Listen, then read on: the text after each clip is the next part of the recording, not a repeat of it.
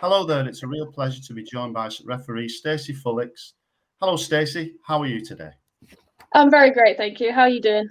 Yeah, I'm really good. Can you tell us about your refereeing journey so far? Yeah, of course. So I first qualified as a referee back in 2016. I was still playing at the time. I didn't actually pick the whistle up properly till my first ever game, which was November 2017. I remember that game quite well. It was an under-13s game. Really nervous to begin with, as all referees are, fresh out of the course. I was what was known as a training referee at the time. So you have to do like 5 games to then fully qualify level 7. I stayed at level 7 for about a year. Just sort of around the grassroots level. I'd got promoted the year after that to level 6. Carried on through kind of like just through the ranks of refereeing, getting lots of games under my belts, getting lots of experiences. I was able to then get double promoted from 6 to 5 within the next season after that. Then I decided that from then I'd like to go for my level 4. After only being a referee for 2 seasons, it was a bit of a daunting scenario, but I felt like I was probably ready for it with myself still playing at the time as well. I had a good perspective on the game and probably a good perspective of the levels, and I was in and out men's and women's football at this time as well. So I was dabbling in both. So I decided that I would go for it basically. So I've missed a little bit out here actually. So I probably actually I guess what inspired me to get into refereeing is my husband became a referee first. That's from him coming to some of my games, watching, and he thought he'd give it a go. So anyway, we went over to Northern Ireland for the full cup that happens every single year. And I thought, do you know what? I feel a little bit inspired here just by I could see like the camaraderie that they all had between each other.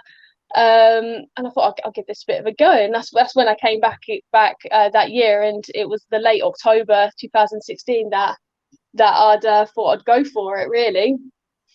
So yeah, jumping back forwards to going for my level 4. So you have to do a certain amount of games. So I had a coach, a couple of coaches that I'd listen to and get a lot of feedback from. And that year I got my level 4. So we're jumping into probably the COVID times here. So my first season at level 4 was during sort of like a half season during COVID.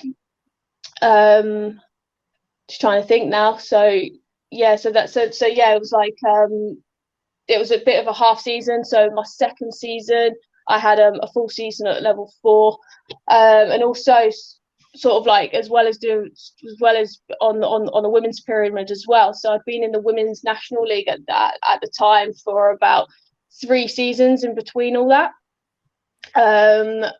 And this last season, I had some incredible games. I got to go to the City Ground.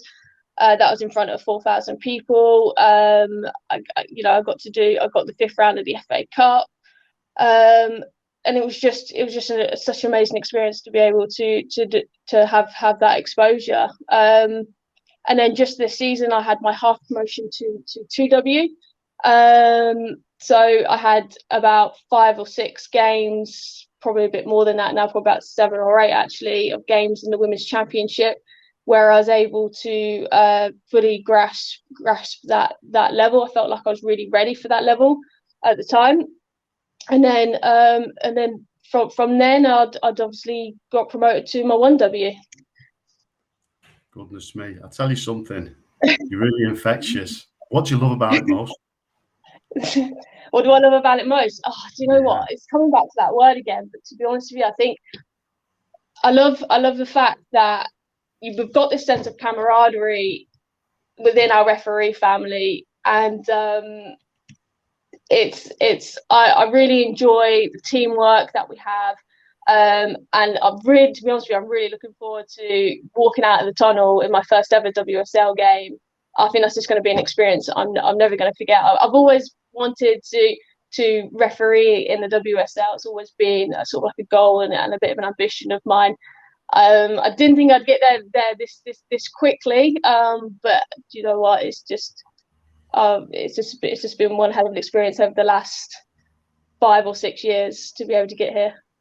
Oh, you've not half grasped it, haven't you? I mean, the one thing I always like chatting to people about is when they do get promoted. I mean, how did you find out you got level 1W? Yeah, sure. So it was surreal, to be honest with you. So I went away, and at this time I knew nothing about it at all. As far as I knew, I had my half season promotion on 2W, and that's what I thought I was going for selection day for, just to make sure that I was ready and things like that. So that was the impression I had. After the trek, we got back, and I finally took my phone off airplane mode after 2 weeks. It's hard, no Wi-Fi for 2 weeks in a remote area. That's tough going. Yeah, so I turned it back on. Was sitting in the car park, and I had a missed call from BB, and I was just like, "Oh, that's strange." She knew I was, she knew I was away, kind of thing. But I'll give her a call back just to find out what she wanted, and we spoke a little bit about the trip and stuff like that. And then she kind of led on to say, "Oh, we've been really impressed by your performance. We'd like you to try and go for selection day to 1W." And to be honest with you, I didn't actually believe her at the time. I was like, "Nah, you're joking. You're having me on." And she's like, "No, seriously, we want you to go to selection day." So selection days split up into two. So you go for a fitness test, and then the week after you go for like an interview and laws of the game exam. And I was just like left in tender hooks for about a week to find out if we'd got it or not. And then a really nice personal touch from BB was that I had a phone call congratulating me that I'd got it, and I was just honest to God, I was just in complete and utter shock that I'd actually got it. It probably took me a good moment. I was shaking a little bit, but yeah, it was a great touch from BB, and then just had an email afterwards just to confirm it officially.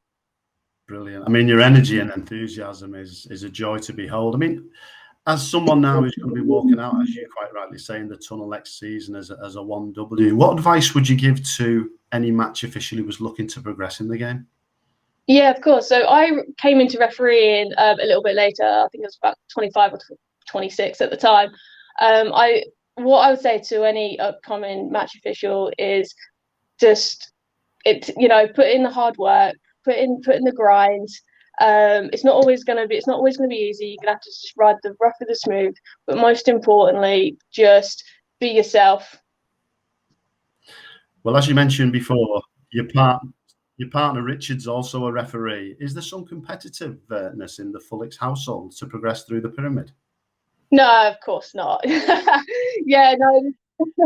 I'd say so. To be honest with you, we're always extremely proud, as anybody would be, of their partner or any sort of progression or any sort of success. But I remember last season we went to a game together. We rarely get to sort of like officiate together. We were both on the line down at a local club called Corby Town, and we were on the line there, and one of the managers or spectators would just shout, "Oh, this is date night! This is date night!" And I was just like, "Yeah, this is probably the most time I've spent with him all week, to be honest with you. And this is just because I have to, really." So, absolutely priceless. I mean, you mentioned your phone was off for 2 weeks and flight mode and what have you, and congratulations on completing that 16-day trek to the Mount Everest base camp. You should be extremely proud of this because, let's be honest, what a magnificent achievement that is. I mean, do you think some of the skills and qualities you developed as a referee aided you along the way? yeah, absolutely. I'd say resilience was probably one of the main sort of quality. Your body's just in pain like all the time. I couldn't sleep, to be honest with you. So I was always like really, really exhausted. You've got the really low temperatures, and just the high altitude itself. It just stops you from sleeping. Your body kind of goes into sort of panic mode. It's kind of like flight or the flight mode kind of thing. But like I'd say yeah, it's just incredible amount of resilience that you need, endurance. There are many times when I just wanted just to give up, to be honest with you, but it was just about just putting one foot in front of the other, and to be honest, there's no way back down other than to walk back down. And if you're 3/4 of the way there, then what's the point in giving up? You must just carry on and just keep going. So yeah, the only way up it was just walking back down. Stacey, you've raised over £10,000 for Petals, a baby loss charity specialising in counselling for bereaved parents. It's a phenomenal amount of money. Would you be able to touch on why the charity is so close to your heart and how they have impacted on your life? Sure. So Petals is a baby loss counselling charity. So they offer specialised counselling for any sort of bereaved parents that have gone through child loss. They're a phenomenal charity that really provides a lifeline of support. Myself and my husband having unfortunately gone through that bereavement, we just know just how much of a real lifeline, not just for myself, but obviously Richard as well, which allowed us both to really be able to grieve through it and able to talk it through with not just with each other, but just with somebody else as well. The support that we received from them has just been absolutely amazing, to be honest with you. And it just felt really appropriate to us as well, because it also gave us a lot of closure to be able to not just do this for the charity, but to obviously finally bring that chapter to an end for us both.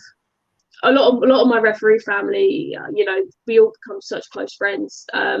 We're a real network, not only to celebrate each other's success, but also to really be there, not just in refereeing, but also the things going on in our lives. It's really nice to know that you can talk about it quite openly with them and not feel judged by anything.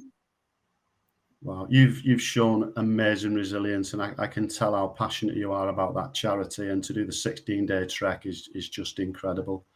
I'd just like to thank you personally for taking the time to speak to me and sharing your experiences, which are quite incredible. Have a great season, and I can't wait to see you standing there with a ball in your hand. Thanks very much. Thank you very much.